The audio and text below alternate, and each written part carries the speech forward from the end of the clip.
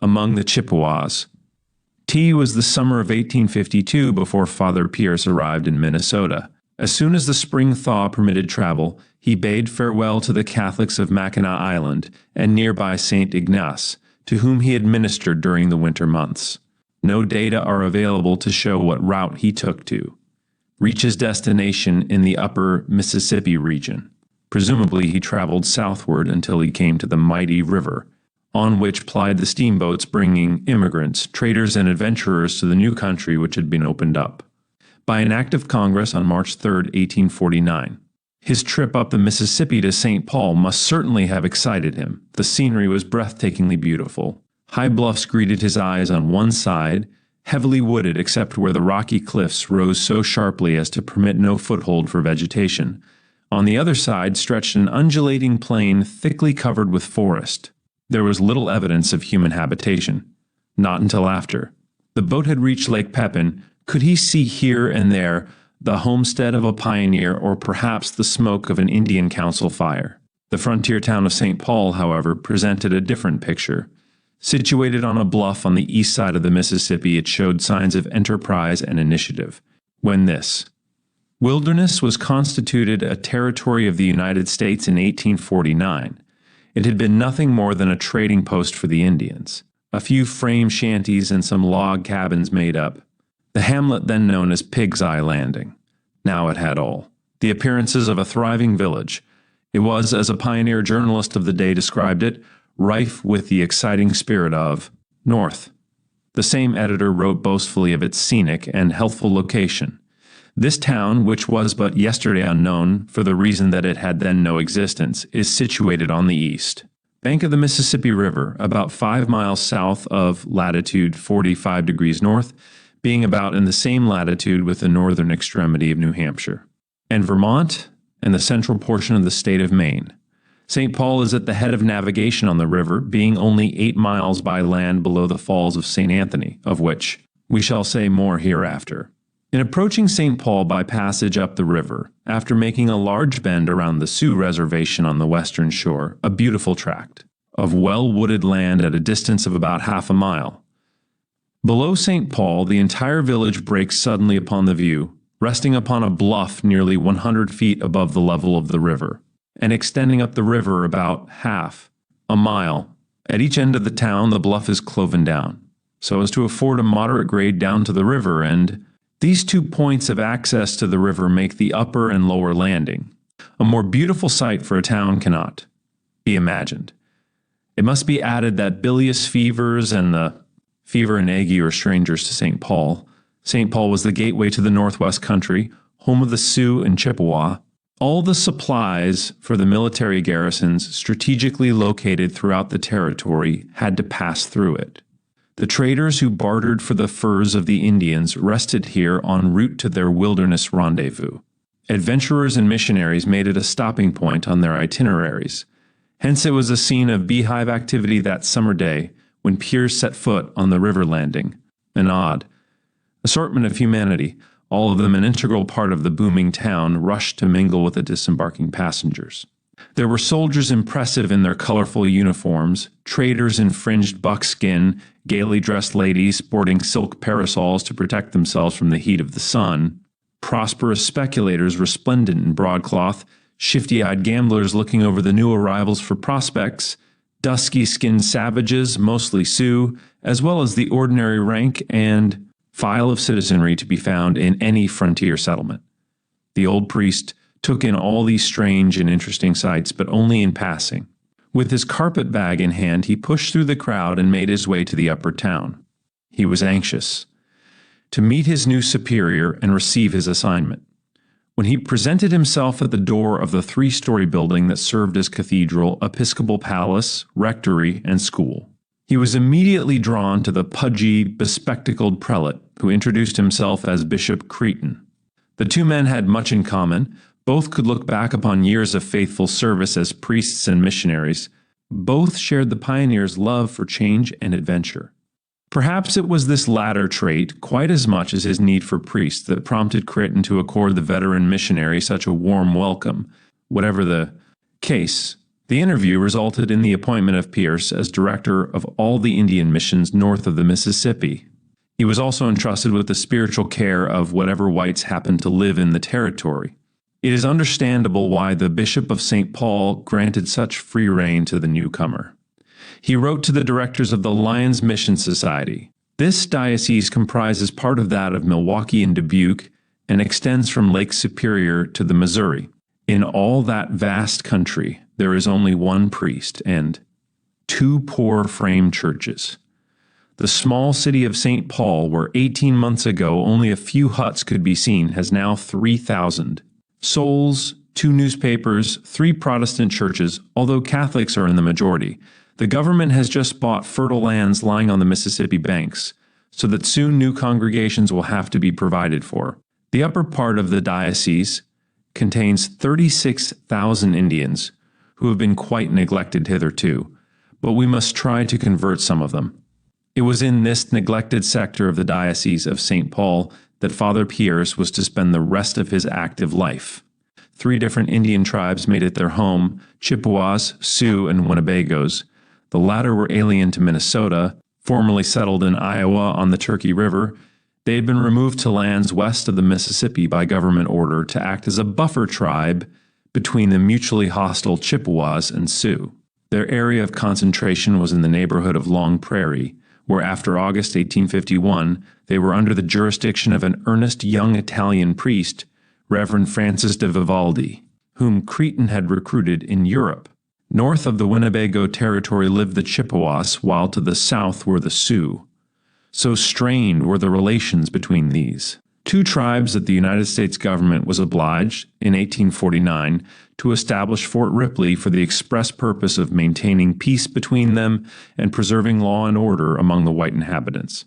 This military reservation was located on both sides of the Mississippi, some 150 miles north of St. Paul, at a point where the Crow Wing River joined the mighty Father of Waters. Just north of the fort was situated the busy trading post of Crow Wing. This was the very heart of the Chippewa country. Its flourishing condition in the middle of the last century was due to the fact that the American Fur Company, later the Pierre Chanteau Company of St. Louis, to which the rights had been transferred, had set up its headquarters there. In charge of the fur trade with the Indians was a certain Clem H. Beaulieu, who on many occasions had shown himself to be an ardent admirer of Catholic missionary effort among the savages. Cretin directed Father Pierce to open his first mission at Crow Wing, part of the long trip he made in the stagecoach, which maintained a regular schedule between St. Paul and Fort Ripley. At Sauk Rapids, an important stopping place about 50 miles south of his destination, he was met by Beaulieu, who had come with his lumber wagon to escort the priest to his new home. Hardly had he greeted the missionary than he began to regale him with stories of life in the Chippewa country. Beaulieu's tone was apologetic as he told of the recent battle between the Sioux and Chippewas, from which the latter had emerged victorious, and of their current savage orgies taking place at Crow Wing to celebrate the victory. This news, however, did not dismay the priest, nor did his first sight of the frenzied savages howling and leaping as they danced in a circle. Many years of living among the savages had inured him to such displays of pagan debauchery. Father Pierce arrived at Crow Wing on July 20th, 1852. His first business was a courtesy call on the commandant at Fort Ripley. Here again Beaulieu showed his consideration for the venerable priest by arranging a meeting for him with Captain John Todd. True to the military tradition of courtesy coupled with efficiency, the latter welcomed Pierce to the region and gave him permission to occupy such portion of the military reserve in the neighborhood of Crow Wing as he may desire, for the purpose of building a church, not to exceed 20 acres. 9. Pierce's choice fell on the very plot of land that a few days before had been the scene of the Chippewa scalp dance. It was, on this beautiful spot, situated upon an eminence overlooking the river and the rest of the village, that he erected the modest log structure that was to serve both as a church and dwelling. Horodek, priest and trader, witness an Indian scalp dance, and which he placed under the patronage of St. Francis Xavier. From the beginning, he enjoyed notable success in converting the Chippewas. This fact can be partially explained by his good fortune in winning the confidence of one of the most influential of the Chippewa chieftains, Pugunakashig, or Holin, the Day, as he was known to the whites, had been impressed by the missionary's obvious sincerity and good intentions. The high regard which this chief had for Pierce was all the more remarkable because he had never shown any particular favor to the whites, having inherited a deep-seated hatred of them from his father, the elder Hole in the Day, the chiefs. Friendship gave the priest free access to Chippewa lodges wherever he went, though Hole in the Day never became a Christian himself. He proved to be a strong ally of the Catholic missionary, and indeed encouraged his people to embrace the religion of the black robe. Many of them heeded the advice of their leader and presented themselves to Pierce for instruction and baptism. The aging priest reaped tangible results from this friendship, and before long his little church was filled to overflowing every Sunday with Chippewa neophytes. The following spring, as he was preparing to undertake a missionary journey to outlying villages of the region, Father Pierce was called on to assume the role of peacemaker. He received an urgent message from Father Vivaldi to hasten to Long Prairie immediately to help him avert an imminent outbreak of hostilities between the Winnebagos and Chippewas. 2 Chippewas had been murdered by a band of drunken Winnebagos, and as soon as news of this outrage reached the ears of the tribe, one of the chiefs, Attawan by name, had dispatched a party of braves to avenge their slain brothers. Fully cognizant of the possible consequences of such an incident, Pierce answered the summons of his confrere by setting out post, haste for Long Prairie.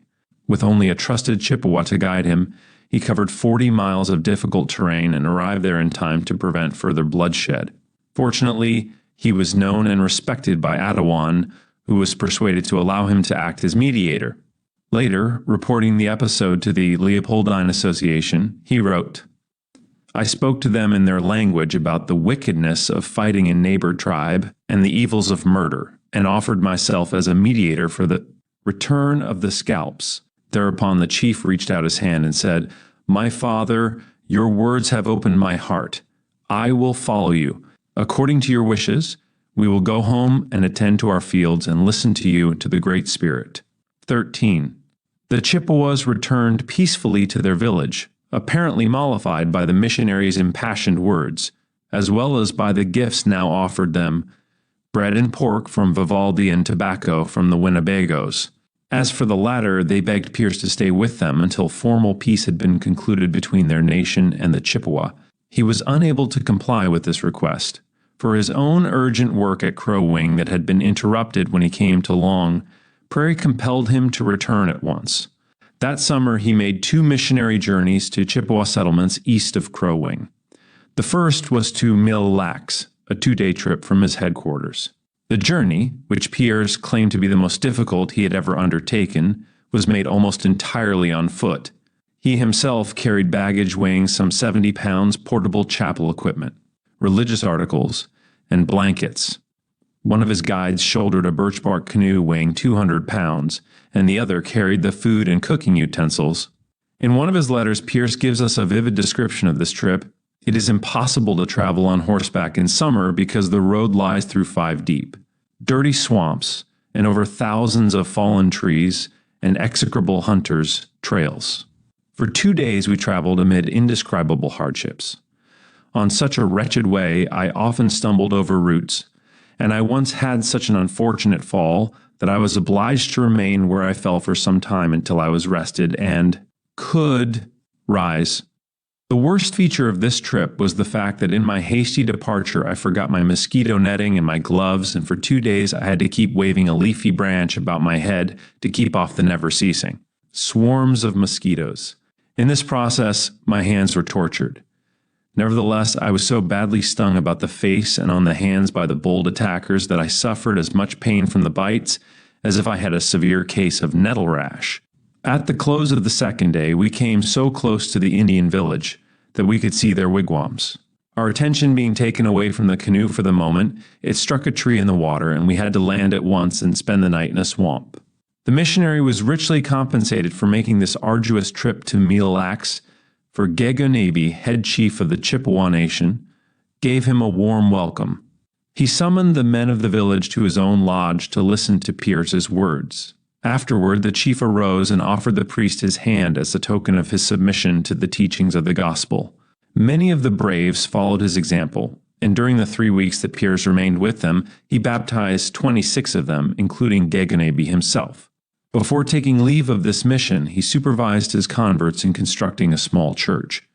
This was completed as far as the roof, when lack of sufficient funds called a halt to the project. 1. Later in the summer, Pierce answered the invitation of Naganab, who was the chief of the Fond du Lac Chippewas. The trip to their village, situated at the lower western extremity of Lake Superior, consumed 9 days, but his stay with them was of short duration. Although the locale had changed from Michigan to Minnesota, the problems which Father Pierce faced in converting the Chippewas were much the same as those he had experienced among the Ottawas. Heading the list was the liquor traffic. Wherever the white man lived in proximity to the Indians, the temptation to peddle them cheap whiskey proved too strong to resist. The returns were high both in furs and in money. Frequently, the Indian turned over his entire government allotment to an unscrupulous trader for a gallon or two of whiskey. Many of these traders were half-breeds, nitios, Pierce calls them, i.e., the offspring of French, Canadian, and Indian unions. Some of these half-breed traders even lived among the savages and eagerly awaited the days on which government funds were distributed to them. Pierce showed them nothing but open contempt. He could cite numerous instances of their exploitation of his charges. One such scoundrel at Crow Wing, for example, boasted that he received $40 for 2 gallons of whiskey. Another obtained 50 new blankets for the same quantity, and a third sold a bottle of rum mixed with water and tobacco juice. For $20.16, the Catholic missionary was convinced that the evil could not be stopped until the federal government stepped into the picture and punished the offenders with severe penalties. Only then could the missionary effort hope for any measure of success, for the white-blooded pagans are by far more difficult to convert than savage cannibals. It cost the missionary very powerful and prudent battles in order to storm the front of hell and to set up on its ruins the banner of Christ. Drawback to missionary work. These sorcerers held a much more prominent place in Chippewa society than they did among the Ottawas. During all his years in Michigan, Pierce had encountered only 5, but in Minnesota, reports had reached his ears that more than 100 of them practiced their diabolic trickery.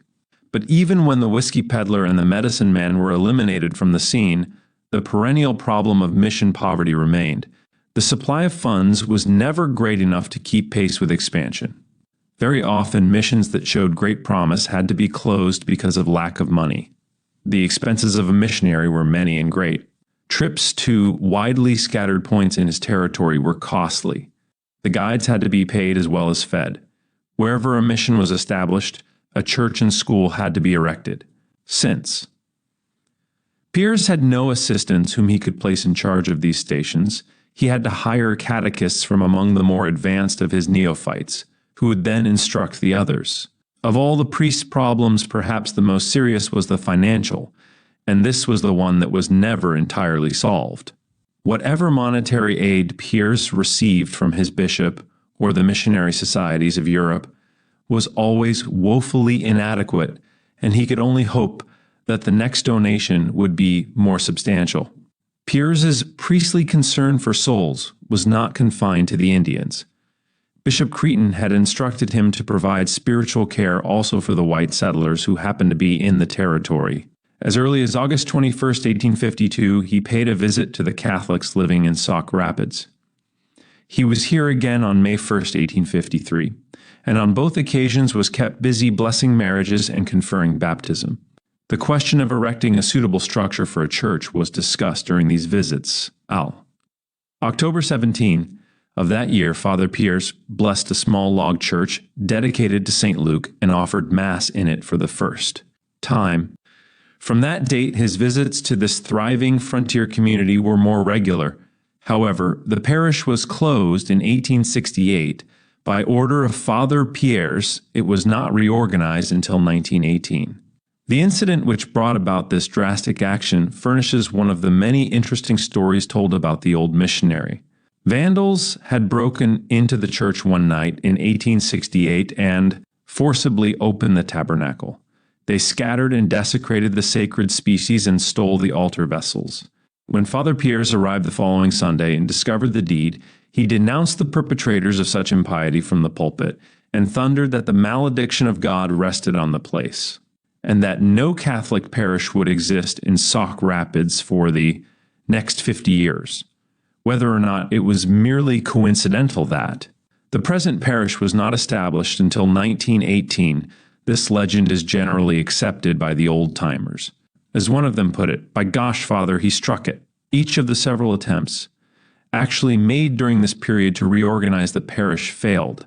After this incident, the influx of immigrants to Sauk Rapids declined, most of them being Catholics settled in St. Cloud, where Father Piers had established St. Mary's Parish in 1854. Piers opened another mission among white settlers at Belle Prairie, a small community of French-Canadian families about 15 miles south of Crow Wing. He was here in the fall of 1853 and said Mass in the home of one Anton Bisson. He laid the foundations for the present Holy Family Parish, which claims the distinction of being the first parish in the territory, now under the jurisdiction of the Diocese of St. Cloud. Piers was the pastor at Belle Prairie until 1865, but because of his many calls to other missions, the parish was attended on various occasions during this time by such pioneers as Augustin Ravoux, Anthony Gaifes, Ignatius Thomasin, Joseph Bou, and Francis Five. A number of factors contributed to the expansion of Father Piers's work among the white settlers after 1854. Bishop Loras had been successful in the promotion of immigration to Iowa to build up his diocese. Most of the settlers who responded to his call came from the south and east and were of German and Irish extraction. Although the majority belonged to the poorer classes, they were industrious and stable.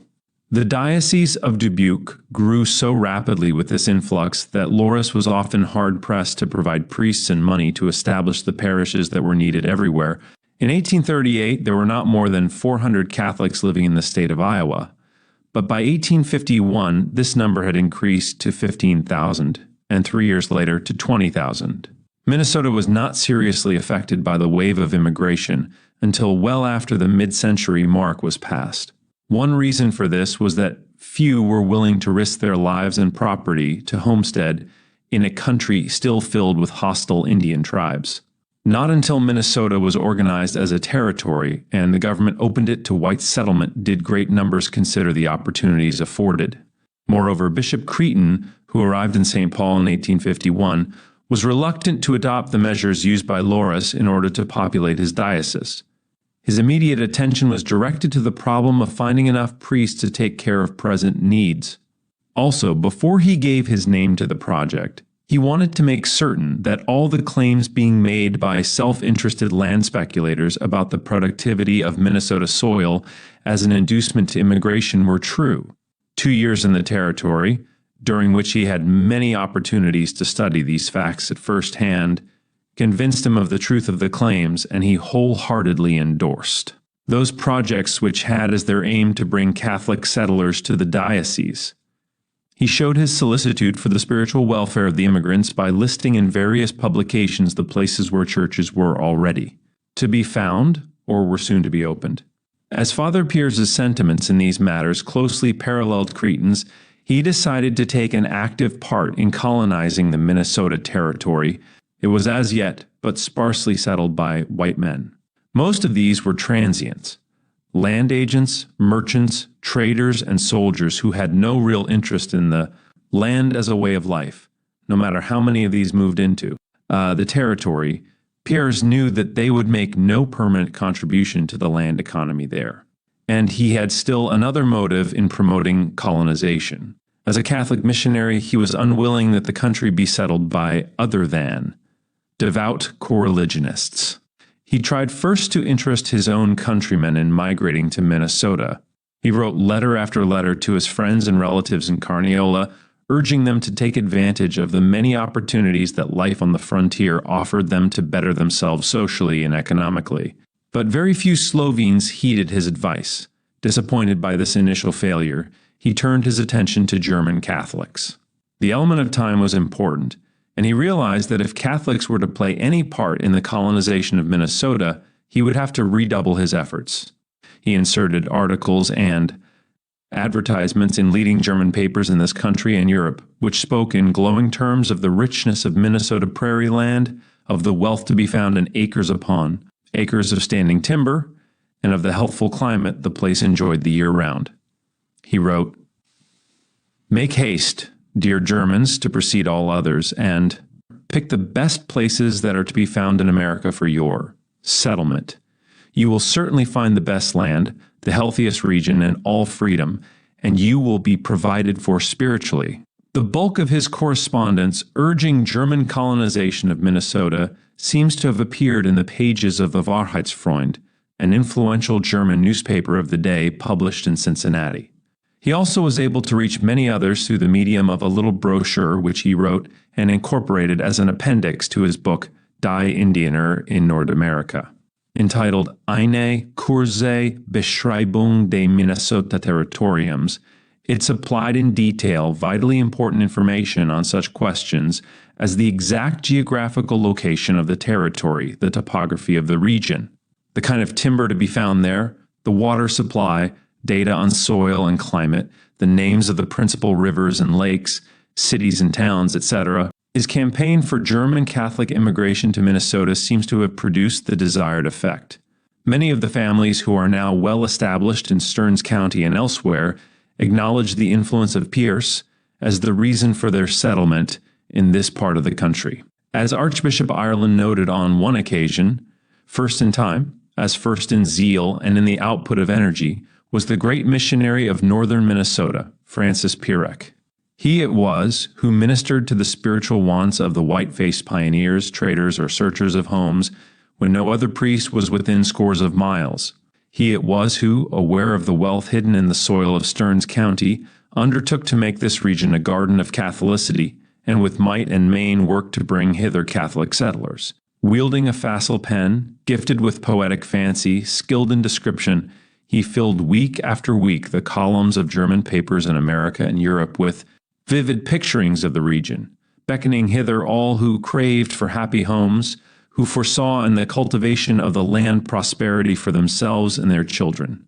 At the call of Father Pierce there came crowds of settlers, sturdy, sons of Rhineland, Westphalia, and Bavaria, until a new Germany rose in Stearns County, a new Germany permeated to the core with that strong Catholic faith and energy racy of the Catholic population of those historic provinces of olden Germany. Meanwhile, Father Pierce continued his apostolate among the Chippewas with the same intense energy he had displayed in Michigan. The Catholic Church was a newcomer to the mission field of northern Minnesota. The Protestant sects were well established among the Chippewas, and their materially prosperous missions received generous support from the East. The Episcopalians in the person of the Reverend J. Lloyd Breck, a particularly capable and zealous missionary, were situated at Gull Lake. The Methodists were in charge of a mission at Sandy Lake, while the Congregationalists conducted missions at Leech Lake and Red Lake. In Crow Wing itself, the government had turned over its manual training school for the Indians to the Presbyterians. However, Pierce was not dismayed by these various denominational efforts. The long years he had already spent among the Indians merely strengthened his conviction that the red man accepted the Protestant missionary only if he could not have a black robe, although almost a century had passed since the Indians had had any contact with the church. The tradition of the Jesuit black robe persisted, and as soon as a Catholic missionary appeared on the scene, they would send delegations to invite him to their villages. Pierce received many such requests, most of them from places where Protestant missions were already to be found, such as Red Lake, Leech Lake, and Sandy Lake. But being alone in the field and lacking the necessary funds to expand his work, he was often compelled to put them off with promises. This was his experience with the Leech Lake delegation, whom he had sent back on 3 different occasions. Finally, in the summer of 1855, the chief himself came to Crow Wing to plead with him. "Father," he said, "thrice you have promised me to come to convert my people to the belief in the Great Spirit. Now I come to take you. Follow me." Even then, the missionary was unable to comply, and it was not until 1858 that he established a mission station at Leech Lake. During this first visit, he purchased one of the buildings of the abandoned Protestant mission with $150, which he had just received from the Ludwig Mission Society of Munich. The following year, he returned and spent 2 months among the Leech Lake Indians, not only instructing them in the Christian religion, but performing many other humanitarian deeds as well. Norton writes, "He felt that never during the course of his missionary career had he been able to effect so much good as at Leech Lake. Here again, his knowledge of homeopathic remedies had brought him into general favor. When no doctor was available, he cared for the sick. The Indians were suffering from famine, and the winter was so severe that the lakes and rivers were frozen to a depth of 3 feet, which made fishing impossible. When Father Pierce had seen the effort made to sustain life on the bark of trees, he gave the Indians his year's supply of food. Many mothers had brought their children to him, asking for food. In some cases where the child was no longer able to take nourishment, Father Pierce succeeded in baptizing it before it died. In instances where the consent of the parent for the baptism of a dying child could not be obtained, the missionary, under pretext of washing the child's face, administered the sacrament. His zeal for souls consumed him like a fever. When he could not answer some fervent Indian plea, he became restless and sometimes even irritable. Not infrequently he would set out on the spur of the moment with an Indian delegation that begged him to come to their village, reasoning that it was right to bring them at least temporary spiritual consolation, even when every other circumstance militated against the foundation of a permanent mission. One of these spontaneous decisions took him to White Oak Point, a small Indian settlement halfway between Lake Winnibigoshish and Pokegama Lake, in the spring of 1860. His visit had been anticipated, and the Indians had constructed a modest chapel of white cedar, carpeted with bright mats. Here, Pierce conducted his services and taught the catechumens. On July 22, 1860, he had the happiness of baptizing the chief, Wemitigojans, his 15-year-old daughter, and a number of others, 35 in all. In 1861, Pierce covered a wide area, going from village to village seeking out the Catholic Indians and preparing the pagan for baptism. He revisited Red Lake, where he had attempted to establish a mission in 1858, the story of which is told in a later chapter.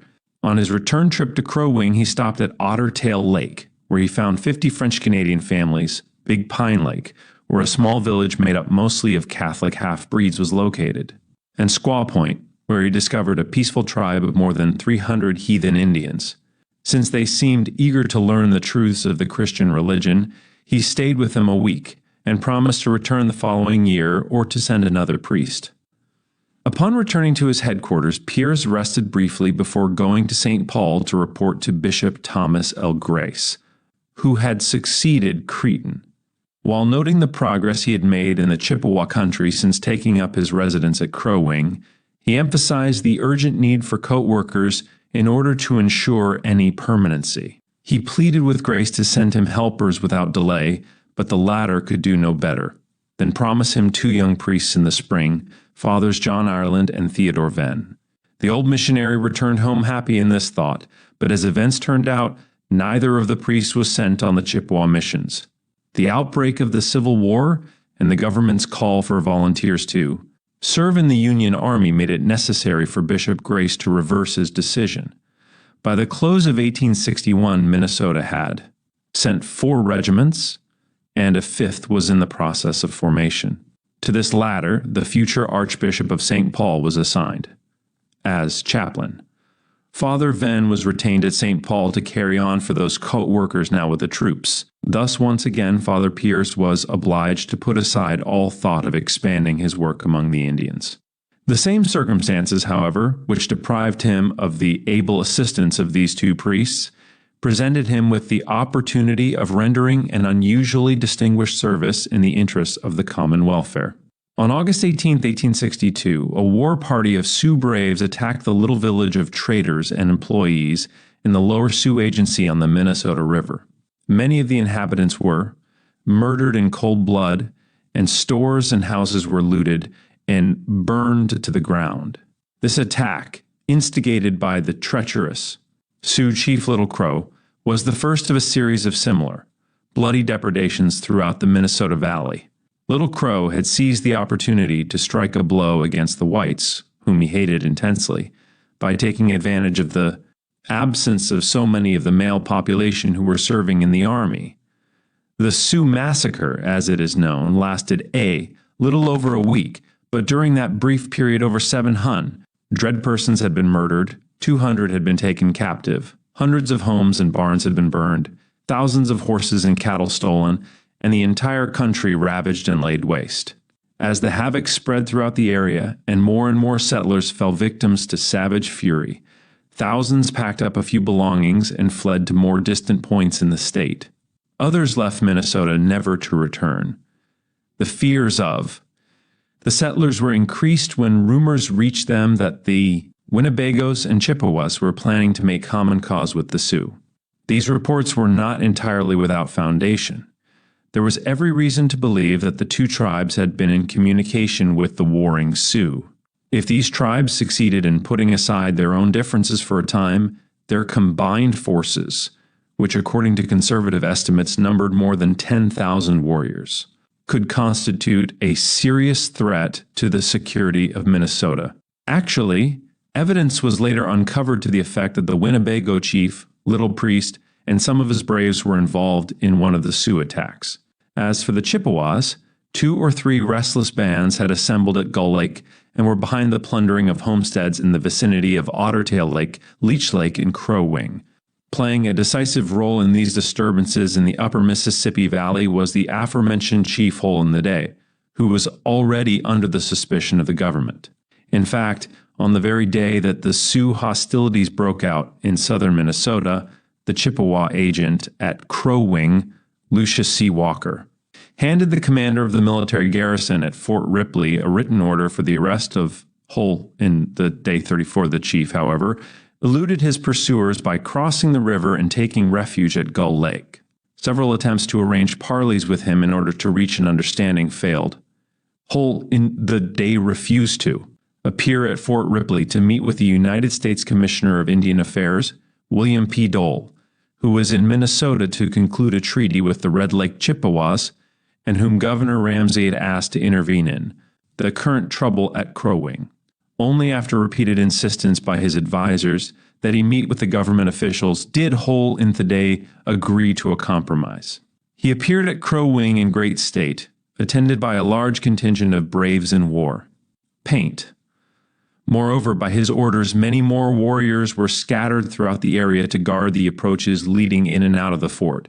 Hole in the Day was prepared for any eventuality. Nothing came of these negotiations until the commissioner issued a directive that no further provisions or goods were to be delivered to the Indians unless expressly ordered by the superintendent. Even this did not move the Chippewa chief, but the majority of the lesser chieftains severed their connections with him and capitulated. Sometime during the course of these events, Father Pierce took it upon himself to make a personal appeal to Hole in the Day. He realized that continued opposition to the government forces would ultimately end in complete ruin for the Chippewas. Present gains would fade into insignificance if the government declared total war against the savages in order to subdue them. At first, the missionary could not even obtain a hearing from the rebellious Indian leader. Finally, he decided to go directly to the hideout of Hole in the Day. As he came near the carefully guarded camp, one of the braves on watch pointed out to him a line drawn in the sandy soil across which no one could step, under penalty of death. To circumvent this order, Pierce had 2 Indians carry him across the line. When he confronted Hole in the Day, he boldly demanded to know the reasons for the threatened insurrection. Receiving no answer from the sullen chief, he proceeded to point out the dangers involved in such a course of action, saying that the superior forces that the Great Father in Washington would eventually send to Minnesota would wipe out the entire Chippewa nation. Only then was he able to persuade the chief to return with him to Crow Wing and sign a formal peace with the authorities. The important role which Father Pierce played in preventing the Chippewas from joining forces with the Sioux in the uprising of 1862 is not generally known. Few historians have even mentioned his meeting with Hole in the Day. Yet the records show that he succeeded in bringing this Chippewa chief to terms when all others had failed.